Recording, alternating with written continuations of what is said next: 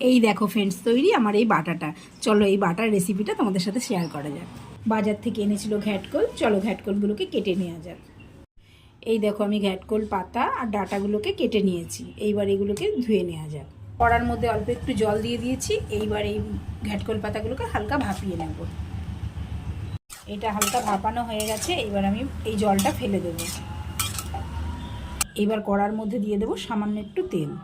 এই তেলের মধ্যে এবার দিয়ে দেবো পেঁয়াজ, রসুন আর কাঁচা লঙ্কা।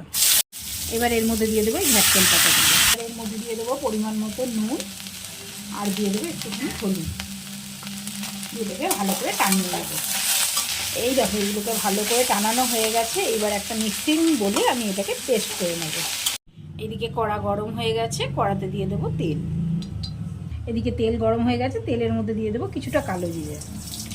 এইবার দিয়ে দেবো পেস্ট করে রাখা এই ঘ্যাটকোল পাতাটা। ঘ্যাটকোল পাতাটা তেলের মধ্যে দিয়ে দিলাম। এবার এইটাকে ভালো করে টেলে নেব। যেহেতু এর মধ্যে নুন হলুদ দেওয়া ছিল, তাই আমি এখন নুন হলুদ কিছুই দেবো না। শুধু টেস্টটাকে ব্যালেন্স করার জন্য দিয়ে দেবো 2-1 দানা চিনি। এই দেখো ফ্রেন্ডস, এটা খুব ভালো করে টানানো হয়ে গেছে। আর একটু টানালেই হয়ে যাবে এটা। আর একটা কথা বলে রাখি ফ্রেন্ডস, এটা যত টানাবে তত খেতে টেস্ট হবে। এই দেখো ফ্রেন্ডস, তৈরি আমার এই বাটাটা। এই বাটাটা যারা খেয়েছো তারা তো এর স্বাদ জানোই, আর যারা খাওনি এইভাবে ট্রাই করো। আশা করি তোমাদের খুব ভালো লাগবে। গরম গরম ভাত দিয়ে এটা খেতে দারুণ লাগে। তোমরা এইভাবে ট্রাই করো, আশা করি তোমাদের খুব ভালো লাগবে।